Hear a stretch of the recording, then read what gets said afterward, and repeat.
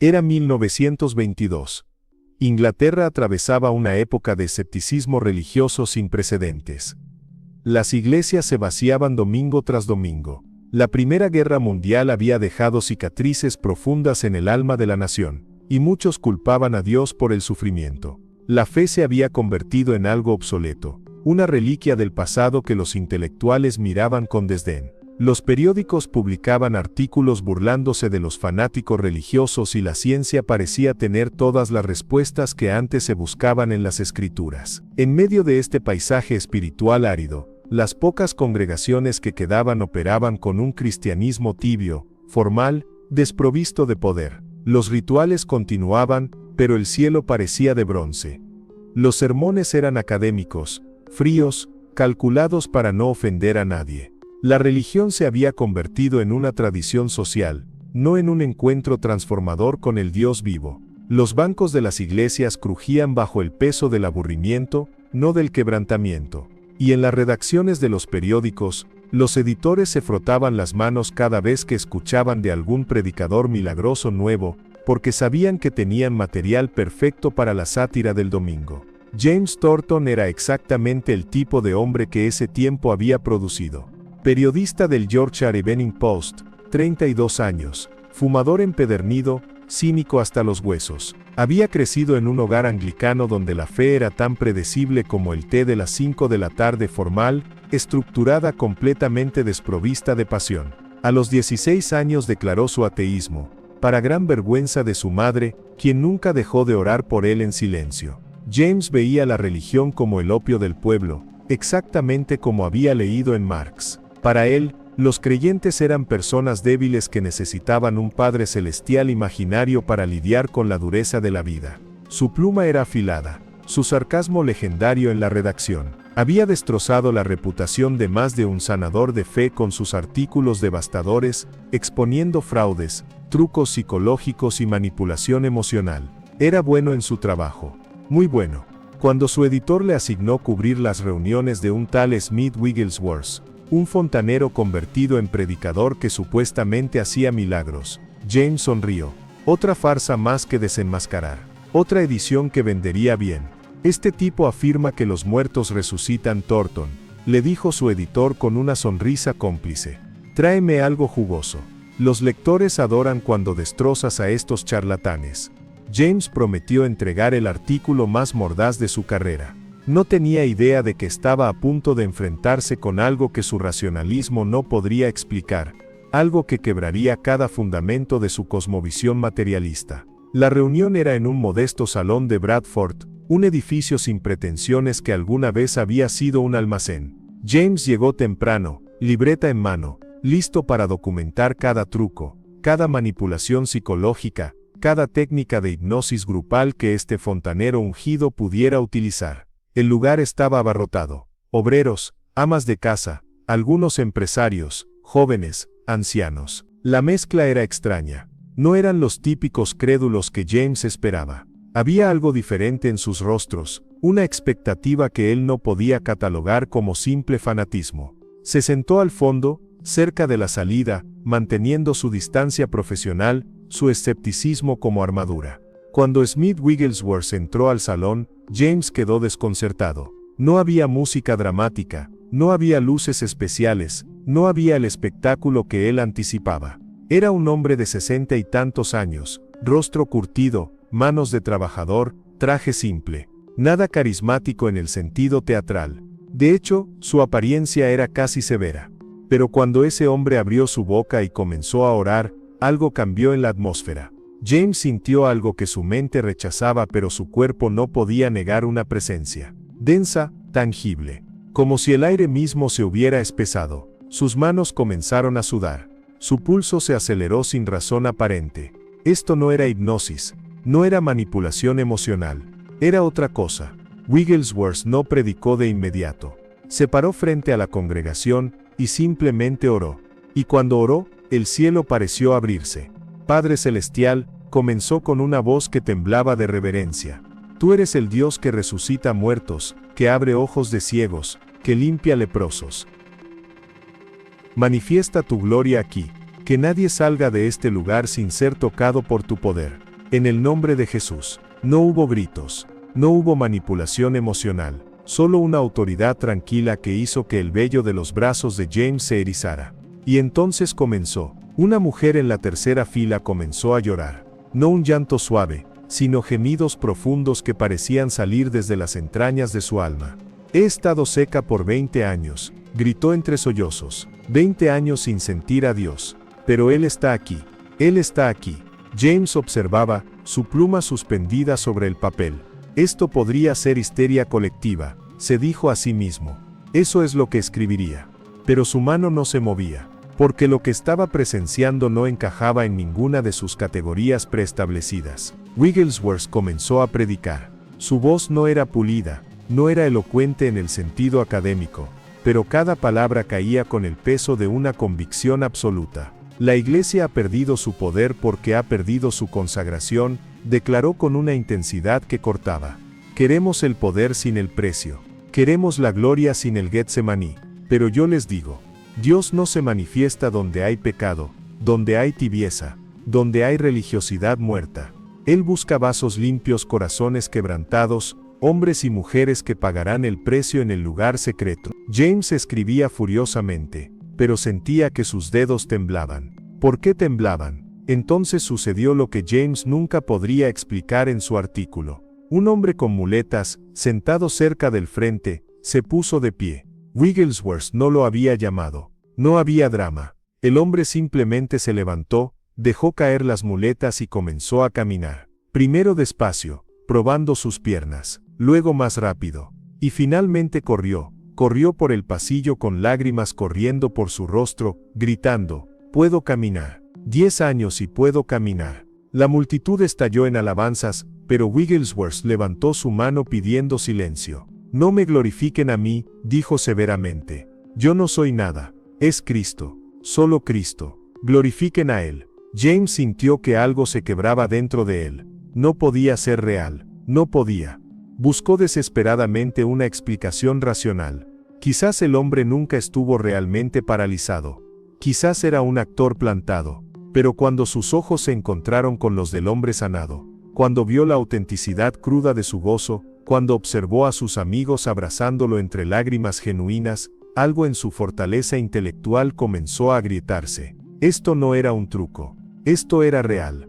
Terriblemente, innegablemente real. Pero no terminó ahí. Una adolescente, que según susurraban había sido muda de nacimiento, comenzó a cantar. Su voz era ronca, no entrenada, pero cantaba Amazing Grace con una claridad que hizo que todos se detuvieran. Su madre colapsó en su asiento, sollozando incontrolablemente. Nunca la había escuchado, lloraba. 17 años y nunca había escuchado su voz. Wigglesworth se acercó a la joven, puso su mano sobre su cabeza, y dijo simplemente, «Jesús te sanó porque tu fe lo tocó. Ve y cuenta lo que Dios ha hecho». James no podía respirar. Su mente científica estaba en cortocircuito, intentaba catalogar, analizar, descartar, pero no podía. Los milagros seguían sucediendo. Un niño con una pierna más corta que la otra, la vio alargarse ante los ojos de todos. Una mujer con cáncer terminal, sintió que algo explotaba dentro de su abdomen y cayó al suelo, pero cuando se levantó declaró estar completamente libre de dolor por primera vez en 2 años. Y en medio de todo esto, Wigglesworth no buscaba atención. De hecho, parecía casi molesto cuando la gente intentaba agradecerle. A él, repetía constantemente, señalando hacia arriba. Si esto está tocando algo profundo en tu espíritu, si sientes que hay más de Dios de lo que has experimentado, no lo ignores. Escribe en los comentarios ahora mismo, que sea tu respuesta a este toque del Espíritu Santo. Y si deseas recibir más testimonios que despierten tu fe, que te recuerden que el Dios de milagros sigue vivo, suscríbete a este canal y activa las notificaciones. Porque lo que estás a punto de leer cambiará tu perspectiva de lo que es posible cuando un hombre o una mujer se rinde completamente a Dios. Después de casi 3 horas, la reunión terminó. James estaba destrozado por dentro. Salió del edificio como un hombre en trance, su libreta llena de notas que no sabía cómo procesar. Se sentó en un banco afuera, encendió un cigarrillo con manos temblorosas, e intentó racionalizar lo que había visto. Histeria colectiva, murmuró para sí mismo. sugestión, efecto placebo. Pero las palabras sonaban huecas incluso a sus propios oídos. Había visto huesos realinearse. Había escuchado a una muda hablar. Había presenciado sanaciones que desafiaban toda explicación médica. Y más que eso, había sentido algo, una presencia que no podía negar ni catalogar. No escribió el artículo esa noche, ni la siguiente. Su editor lo llamaba insistentemente, pero James no podía formar las palabras. ¿Cómo escribir una burla de algo que había demolido su ateísmo? ¿Cómo ridiculizar lo que había visto con sus propios ojos? Pasó días investigando a Wigglesworth, buscando desesperadamente algo que pudiera desacreditar lo que había presenciado. Lo que encontró lo perturbó aún más. Este hombre no era un fraude en busca de dinero. Vivía en la pobreza voluntaria. Rechazaba ofrendas grandes. Su esposa había muerto años atrás, y él la había intentado resucitar durante 2 días con oración y ayuno, hasta que tuvo que aceptar la voluntad de Dios. Ese nivel de fe, ese nivel de convicción, no era algo que James pudiera simplemente descartar. Decidió regresar. Tenía que entender. La siguiente reunión fue en Leeds, en una iglesia metodista que apenas podía contener a la multitud. Esta vez James no se sentó atrás. Se ubicó en la tercera fila, determinado a observar cada detalle, a encontrar el truco. Wigglesworth entró y nuevamente, esa atmósfera descendió. Pero esta vez, predicó de una manera que atravesó las defensas de James como una espada. Hay hombres aquí que vinieron a criticar, dijo Wigglesworth, y James sintió como si le hablara directamente a él. Hombres que confían en su intelecto, en su razón, en su conocimiento. Pero yo les digo, su intelecto no puede salvarlo. Su razón no puede darle paz. Su conocimiento no puede llenar el vacío en su alma. Solo Cristo puede. Y Él está aquí ahora, llamándolo. La pregunta es, responderá. Las lágrimas comenzaron a caer por el rostro de James antes de que pudiera detenerlas. No sabía por qué lloraba. No creía en Dios. No creía en nada de esto. Pero algo dentro de él se estaba rompiendo. Una presa que había construido durante 16 años estaba a punto de colapsar. Wigglesworth no hizo un llamado al altar. No manipuló emocionalmente. Simplemente continuó predicando sobre la cruz, sobre el sacrificio de Cristo, sobre el amor incomprensible de un Dios que murió por pecadores. Y James no pudo soportarlo más. Se levantó de su asiento. No sabía qué estaba haciendo, solo que tenía que hacerlo. Se dirigió al frente, sus piernas apenas sosteniéndolo. Cayó de rodillas frente a la plataforma. Su libreta cayó al suelo. Su pluma rodó lejos. Dios, susurró, y fue la primera oración genuina de su vida adulta. Dios, si eres real, si todo esto es real, necesito saberlo. Necesito que me toques. No puedo seguir así. Y entonces sintió manos sobre sus hombros. Era Wigglesworth. El predicador se arrodilló junto a él, y oró con una intensidad que James nunca había experimentado. Padre, este hombre ha vivido en tinieblas. Abre sus ojos. Muéstrale tu gloria. Sálvalo ahora. En el nombre de Jesús. Algo se rompió en el mundo espiritual. James lo sintió. Una luz inundó su mente. Una paz inexplicable llenó su corazón. Y por primera vez en su vida, supo, con una certeza absoluta, que Dios era real. No porque alguien lo convenciera con argumentos. No porque viera más milagros. Sino porque Dios mismo se le reveló. Lloró como nunca había llorado. Sollozos profundos que liberaban años de amargura, escepticismo y vacío. Y cuando finalmente se levantó, era un hombre diferente. El periodista ateo había muerto. En su lugar, un hijo de Dios había nacido. Los días siguientes fueron un torbellino. James renunció a su trabajo en el periódico. No podía seguir escribiendo sátiras sobre la fe que ahora poseía. Su editor pensó que había perdido la razón. Sus colegas se burlaron de él. El cazador de fraudes se convirtió en un feligrés, decían con desdén. Pero a James no le importaba. Había encontrado algo más valioso que su carrera, más satisfactorio que su reputación. Había encontrado la verdad. Y esa verdad tenía nombre Jesucristo. Pero su conversión planteaba preguntas que lo obsesionaban. ¿Qué hacía que el ministerio de Wigglesworth fuera tan poderoso? ¿Por qué este hombre, sin educación teológica formal, sin carisma natural, sin recursos materiales, podía manifestar el poder de Dios de maneras que las iglesias institucionales no podían? James decidió investigar, no como escéptico ahora, sino como alguien que desesperadamente quería entender el secreto. Lo que descubrió lo transformó nuevamente. Wigglesworth vivía una vida de consagración radical que pocos estaban dispuestos a pagar. Se levantaba cada día antes del amanecer y pasaba horas en oración intercesora. Ayunaba regularmente, a veces días enteros, buscando el rostro de Dios. Leía la Biblia constantemente. Era de hecho el único libro que leía, argumentando que si leo el libro de Dios, Él me hablará. Si leo libros de hombres, los hombres me hablarán. Su vida privada era aún más radical que su ministerio público. Rechazaba la comodidad. Dormía pocas horas. Vivía en una santidad práctica que rayaba en lo extremo para los estándares modernos. James entrevistó a personas que conocían a Wigglesworth íntimamente. Una mujer le contó: «Lo vi orar por mi madre que estaba muriendo de tuberculosis. Pero antes de orar, se encerró en una habitación durante horas. Cuando salió, su rostro brillaba literalmente. Y cuando puso sus manos sobre mi madre, ella fue sanada instantáneamente. No fue el acto en sí, fue lo que había sucedido en el lugar secreto». Otro hombre compartió: «Wigglesworth es severo consigo mismo y con el pecado. No tolera la tibieza». Una vez, un joven líder le pidió oración para más unción.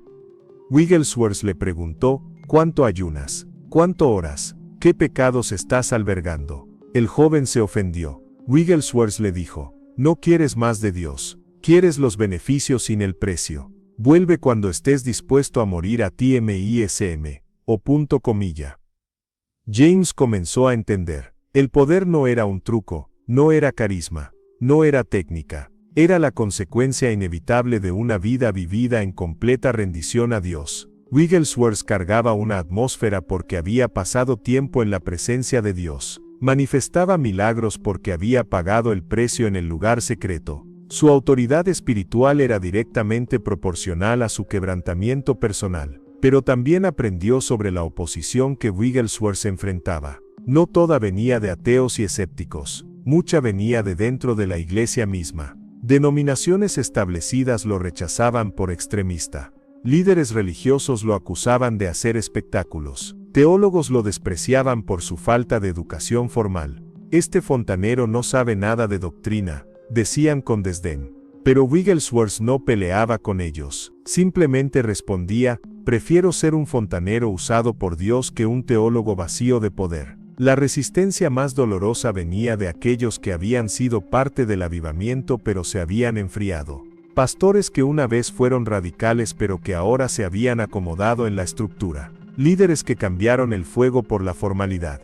Wigglesworth oraba por ellos. «Es más fácil mantener una estructura que mantener el fuego», le dijo una vez a James. Las denominaciones comienzan con un mover de Dios, pero terminan preservando la forma sin el poder. Dios no habita en estructuras, habita en corazones quebrantados. James documentó estas conversaciones meticulosamente. Escribió un libro, no como periodista escéptico sino como testigo apasionado. Lo que vi en el ministerio de Smith Wigglesworth se convirtió en un bestseller inesperado, no porque fuera bien escrito, sino porque era brutalmente honesto. James no embelecía, no exageraba, simplemente contaba lo que había visto, y eso era más que suficiente. Si lo que estás leyendo está despertando algo en tu interior, si sientes el llamado a una vida de consagración más profunda, no sigas desplazándote sin responder. Comenta «Yo quiero» y comprométete ahora mismo a buscar a Dios con todo tu corazón. Comparte este testimonio con alguien que necesita ser despertado. Porque lo que Dios hizo con Wigglesworth, lo que hizo con James Thornton, puede hacerlo contigo. Pero requiere una decisión, requiere rendición, requiere muerte al yo.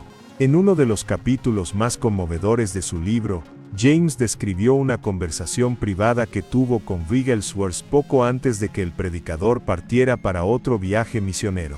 «Hermano James», le dijo Wigglesworth con una seriedad que lo penetró, «usted ha visto milagros, ha presenciado el poder de Dios, pero no se enamore del poder, enamórese del Dios del poder, porque el día que los milagros se conviertan en su objetivo, ese día perderá la presencia. Busque su rostro, no su mano. Busque su corazón, no sus dones». James le preguntó: «¿Cuál es el secreto? Si pudiera darme un solo consejo, ¿Cuál sería? Wigglesworth lo miró fijamente y dijo, ore hasta que ore. La mayoría de las personas dejan de orar justo cuando están a punto de atravesar. Oran con sus mentes, con sus palabras, pero no con sus espíritus. Ore hasta que su espíritu se conecte con el Espíritu de Dios. Ahí es cuando sucede la transformación. Ahí es cuando desciende el poder. Esas palabras marcaron a James por el resto de su vida. Comenzó su propio ministerio, no como predicador sino como maestro de oración.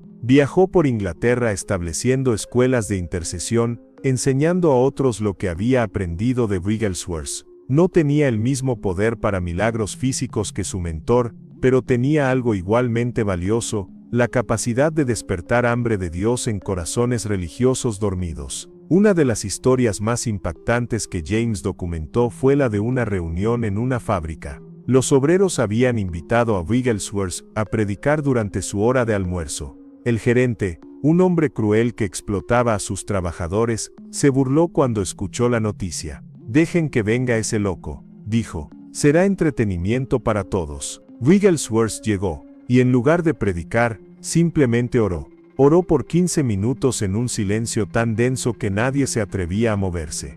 Y cuando terminó, el gerente estaba en el suelo, convulsionando y llorando. «¿Qué he hecho?», gritaba.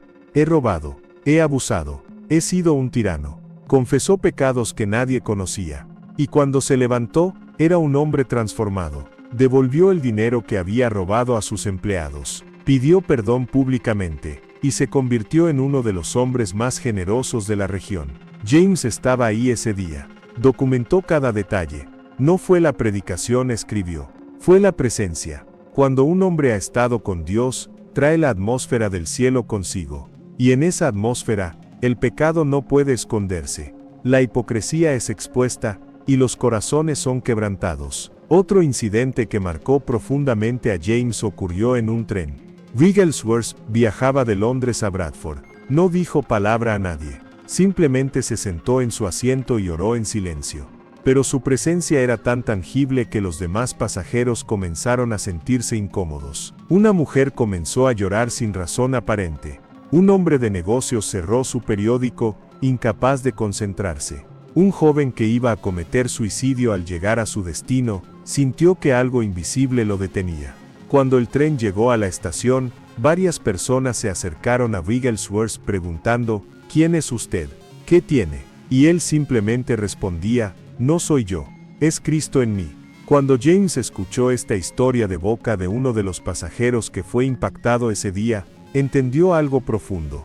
El verdadero avivamiento no necesita plataformas ni estructuras. Se manifiesta en personas que han sido transformadas por la presencia de Dios. Wigglesworth podía caminar por una calle y las personas sentían convicción de pecado. Podía entrar a una habitación y la atmósfera cambiaba. No porque fuera especial en sí mismo, sino porque se había vaciado de sí mismo y había sido llenado con Dios. Los años pasaron. James se convirtió en uno de los defensores más apasionados del avivamiento genuino. Pero también fue testigo del declive. Vio cómo, después de la muerte de Wigglesworth en 1947, muchos intentaron imitar su ministerio, sin pagar el precio que él había pagado. Surgieron imitadores que buscaban el poder sin la santidad, los milagros sin el quebrantamiento. James escribió artículos severos advirtiendo contra esto. Wigglesworth no era un showman, escribió en uno de sus últimos ensayos. Era un siervo quebrantado que había muerto a sí mismo. Su poder no estaba en su personalidad, sino en su rendición. Y esa es una verdad que esta generación no quiere escuchar. En sus últimos años, James estableció una comunidad de oración en Yorkshire. No era grande, apenas 20 personas comprometidas, pero el impacto era profundo. Se reunían cada madrugada, antes de ir a sus trabajos, y oraban por avivamiento en Inglaterra. Ayunaban regularmente. Estudiaban la vida de avivalistas como Wigglesworth, John Wesley, George Whitefield, buscando los patrones del mover de Dios. Y aunque nunca vieron el avivamiento masivo por el que oraban, vieron transformaciones individuales que eran igualmente poderosas. Una de las últimas enseñanzas que James compartió con su comunidad fue sobre el costo del avivamiento. Wigglesworth me dijo algo que nunca olvidaré. Les contó con lágrimas en los ojos. Dijo, el avivamiento le costará todo, su reputación, su comodidad, sus relaciones, su seguridad. Y cuando haya dado todo eso, Dios le pedirá más, le pedirá su vida misma. Pero a cambio, recibirá algo que el mundo no puede dar ni quitar: la presencia manifiesta del Dios o punto comilla. Eso es lo que necesitamos entender. No estamos jugando a la iglesia, estamos en una guerra espiritual, y la victoria requiere soldados dispuestos a morir. James murió en 1968 años, o los 78 años. Sus últimas palabras fueron: veo la gloria, veo lo que Wigglesworth me dijo que vería. Vale la pena, todo vale la pena. Su funeral fue simple, asistieron apenas 50 personas, pero entre ellos había exateos, exborrachos, exprostitutas, todos transformados por el mensaje que James había compartido, que el Dios de milagros sigue vivo, y que busca personas comunes dispuestas a rendirse completamente. El legado de esta historia no terminó con James. Su libro se ha traducido a 30 idiomas. Miles han leído el testimonio del periodista ateo que no pudo explicar lo que vio, y han sido desafiados a buscar más de Dios. Pero más allá de la influencia literaria, está la pregunta que este testimonio deja. ¿Dónde están los Wigglesworths de hoy? ¿Dónde están los hombres y mujeres dispuestos a pagar el precio en el lugar secreto? ¿Dónde están aquellos que prefieren la presencia de Dios a la aprobación humana? La iglesia contemporánea está llena de actividad, pero falta de poder. Tenemos programas pero no presencia. Tenemos entretenimiento pero no encuentros. Tenemos multitudes pero no milagros. Y la razón es simple. Hemos perdido lo que Wigglesworth tenía. No su don, no su llamado, sino su consagración. Su disposición a estar horas en oración. Su hambre insaciable por más de Dios. Su intolerancia hacia la tibieza y el pecado. Su vida en el altar. Wigglesworth solía decir: no tengo tiempo para leer periódicos. Tengo una cita con el rey. Esa era su prioridad. No las noticias, no el entretenimiento, no la comodidad, solo Dios. Y esa prioridad produjo un ministerio que todavía resuena 100 años después. Porque cuando das a Dios el primer lugar, cuando lo haces tu obsesión, cuando pagas el precio que nadie quiere pagar, entonces y solo entonces, experimentas lo que pocos experimentan: el poder del Dios Altísimo manifestándose en tu vida. El testimonio de James Thornton es un llamado a salir de la tibieza, un llamado a abandonar el cristianismo de conveniencia, un llamado a buscar a Dios con desesperación, porque si un periodista ateo pudo ser transformado al presenciar la gloria de Dios en el ministerio de un fontanero consagrado, ¿qué excusa tenemos nosotros? Si Dios pudo usar a un hombre sin educación teológica para sacudir naciones, ¿qué nos detiene? La respuesta es incómoda: nosotros mismos. Nuestra comodidad, nuestro orgullo, nuestro amor por la aprobación humana, nuestro miedo al rechazo, nuestra falta de disposición a pagar el precio. Queremos el fuego sin el altar, queremos la gloria sin el Getsemaní, queremos el poder sin la crucifixión. Pero eso no es como funciona el reino de Dios. Jesús lo dijo claramente: si alguno quiere venir en pos de mí, niéguese a sí mismo, tome su cruz cada día, y sígame. No es una invitación a añadir religión a tu vida cómoda. Es un llamado a morir a tus ambiciones, a morir a tus planes, a morir a tu yo, y en esa muerte encontrar la vida verdadera. La vida que James encontró, la vida que Wigglesworth vivió, la vida que está